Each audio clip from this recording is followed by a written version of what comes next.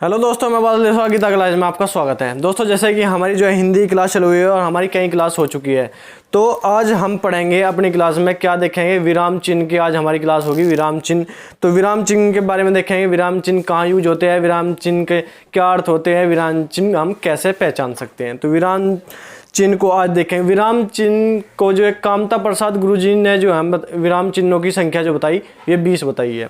तो विराम चिन्ह का मतलब क्या होता है? विराम चिन्ह का मतलब होता है रुकना, ठहरना या विश्राम करना। तो विराम चिन्ह में क्या बताया जाता है? विराम चिन्ह में ये होता है, मौखिक भाषा में तो हम रुक जाते हैं। मौखिक भाषा में अगर बोलते हुए विराम चिन्ह का हम प्रयोग करते हैं उसमें रुक जाते हैं, और या लिखित भाषा में अगर विराम चिन्ह का प्रयोग करते हैं तो उसमें क्या होता है, स्पष्ट अपने अर्थ को स्पष्ट करने के लिए हम विराम चिन्ह का प्रयोग करते हैं। तो उसी तरह हम जो है विराम चिन्ह 20 विराम चिन्ह आपको पढ़ाओगे। तो आज देखेंगे सबसे पहला विराम चिन्ह क्या है, अल्प विराम। अल्प विराम हमारा किस लिए? अल्प विराम जब हमें बहुत कम समय के लिए रुकना होता है तो हम अल्प विराम का प्रयोग करते हैं।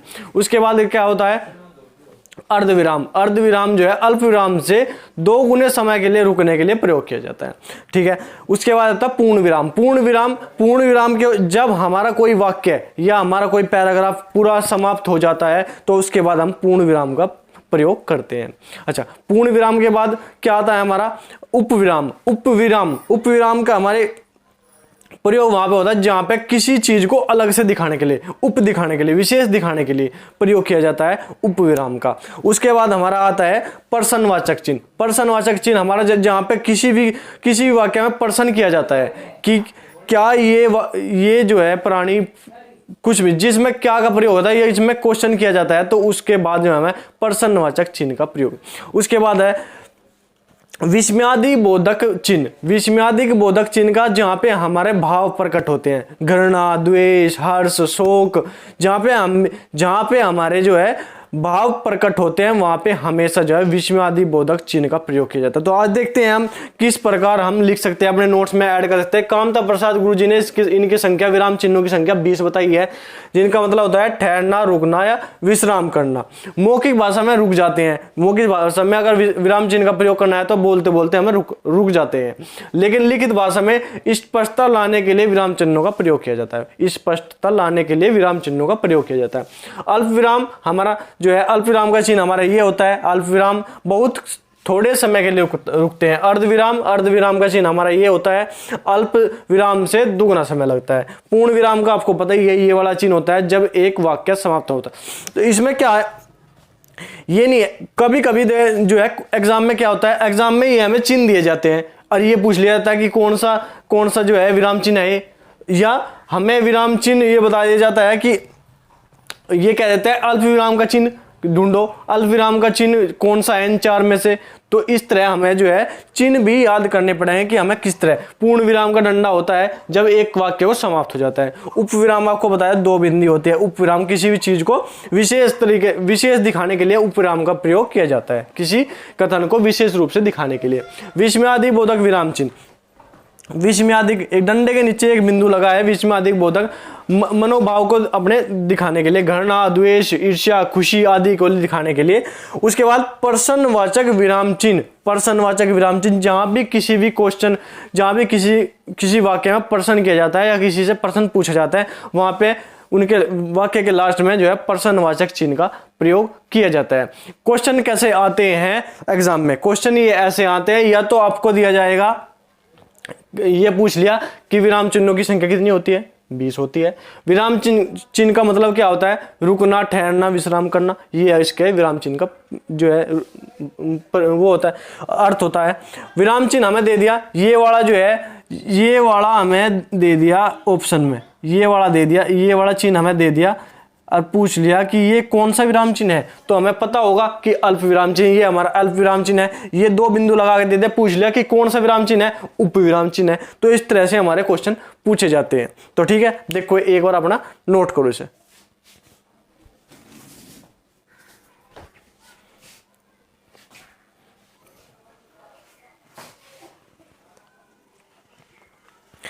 इसके बाद हमारे कुछ जो है चिन्ह है हमारे, जो हम देखेंगे क्या है हमारे अवतरण चिन्ह। अवतरण या उद्धरण, अवतरण या उद्धरण इसे बोल देते हैं। आप 2 डैश ऊपर देखेंगे, 2 डैश उसके आगे देखेंगे, तो किसी कही हुई बात को प्रकट करने के लिए, किसी विशेष जो वाक्य है उसको कही हुई बात को, या जो कोई पहले कही हुई कहावत है या किसी वाक्य को उसे प्रकट कर रहे हैं, हम अपने शब्दों में दिखा रहे हैं, तो उसके लिए जो है इस उद्धरण चिन्ह का प्रयोग हम करते हैं। कोष्टक, कोष्टक आपको पता ही है, छोटा कोष्ट, बड़ा कोष्ट, मंझला कोष्ट। तो कोष्टक किसी भी बात को हमें स्पष्ट करना, किसी बात को लिख लिया और उसके बाद जो है कोष्ट में उसका जो है अर्थ लिख दिया, या उसके बारे में कुछ जो भी विशेष हो सके कोष्ट बनाकर उसमें लिख दिया, तो कोष्टक जो है हमारा किसी भी बात को स्पष्ट करने के लिए हमारा प्रयोग किया जाता है। उसके बाद योजक चिन्ह, योजक चिन्ह आपको देखा होगा, छोटा सा डैश, छोटा सा बीच में चिन्ह लगा देता है, योजक चिन्ह।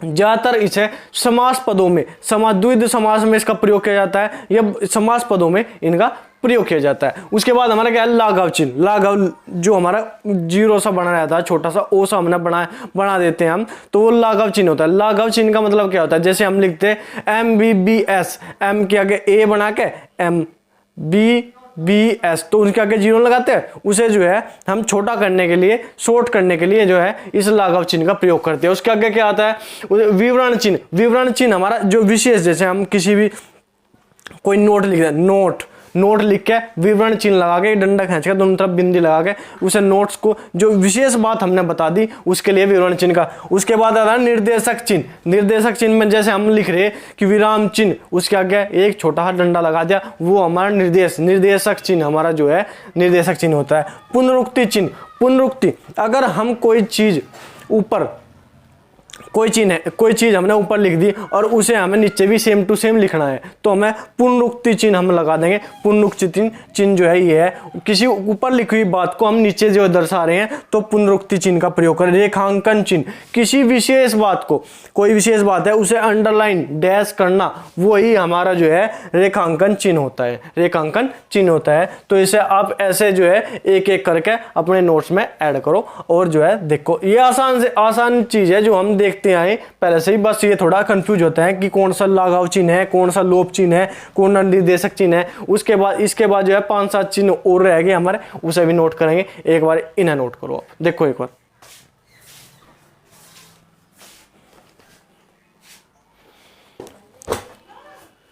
इसके बाद हमारे जो है कुछ सूचक और है, जिसमें त्रुटि बोधक, विस्मादिक, विस्मरण, हंसपद। त्रुटि बोधक को विस्मरण, हंसपद कई सारे नाम से जाने जाते हैं। इसमें क्या होता है, ये वाला इसका चिन्ह होता है।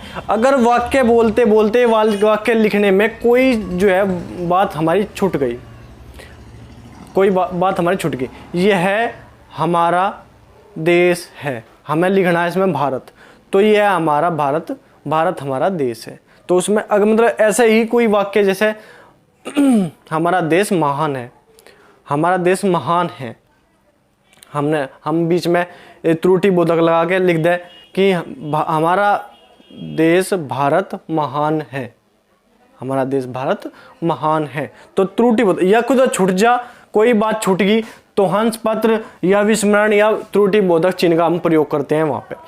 पद लोप चिन्ह, अगर किसी बात को हम पूरा नहीं कर पा रहे, हमें उस बात का पूरा अंदाजा नहीं है, तो कह दे आज की अर्थव्यवस्था का क्या कहना, तो आगे डैश डैश, मतलब उसके बारे में हम हमारे पास कोई शब्द नहीं है, तो उसके लिए हम पद लोप चिन्ह का प्रयोग करते हैं। तुल्यात्मक सूचक, अगर किसी बात की तुलना हमें की, राम या श्याम, राम की पूजा करो या श्याम की, बात बराबर है, तो बराबर ये तुल्यात्मक चिन्ह का प्रयोग वहां पर होता है। टीका सूचक, टीका, विशेष टीका सूचक, किसी को विशेष बात दिखाने के लिए, हम किसी बात को विशेष करने के लिए लगा देते हैं स्टार का, स्टार बना देते हैं, या कोई और चित्र बना देते हैं, कोई विशेष जो है सूचक बना देते हैं, तो विशेष बात को दिखाने के लिए। समाप्ति सूचक, लास्ट में हमारा जो है पैराग्राफ समाप्त हो गया, या हमारी जो है नोट्स हम बना रहे थे उसको लास्ट में समाप्त हो गया, तो उसके नीचे हम लगा देते हैं डैश डैश डैश करके, कुछ भी डंडे खींच के स्टार लगा के, वो होता है हमारा समाप्ति सूचक। उसके बाद दीर्घ सूचक, बोल दिया हमने हे राम,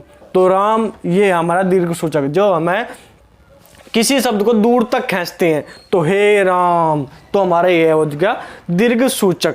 दीर्घ सूचक ही हमारा जो है ये चिन्ह होगा। तो इस तरह से हमारा ये आपको नोट करना है और बहुत आसानी से आप याद कर लोगे। तो इसी तरह हमारा जो है आज का ये चैप्टर समाप्त हुआ, विराम चिन्हों का जो है हमारा चैप्टर समाप्त हो गया। तो आपको इन्हें बहुत अच्छे से देखना है, नोट करना है, एक बार नोट करना है, एक बार वीडियो देखनी है और एक बार रिवाइज करना है। तो ठीक है, आज के लिए इतना ही। तो वीडियो अच्छी लगे तो लाइक जरूर करें, वीडियो अच्छी लगे तो लाइक जरूर करें, शेयर जरूर करें, अपने दोस्तों को, रिलेटेड को इसके साथ जरूर जोड़ें। तो ठीक है, बहुत बहुत धन्यवाद, आज के लिए इतना ही, धन्यवाद, जय हिंद।